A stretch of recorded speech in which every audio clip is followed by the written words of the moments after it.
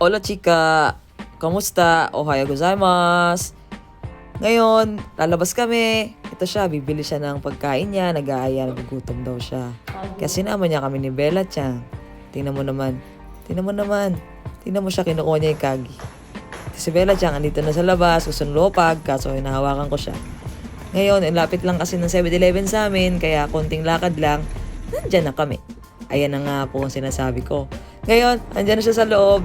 Ito, pinili niya. Sabi ko kasi, ito na. Ngayon, yung memo. Ang bilis naman kasi ng video, kaya hindi ko alam anong sasabihin ko. Nagbayad na siya, tapos ngayon palabas na siya. Ngayon, nandiyan na siya. Pauwi na kami ng bahay. Ngayon, naglalakad ng konti. Maya-maya, nasa mansion na kami.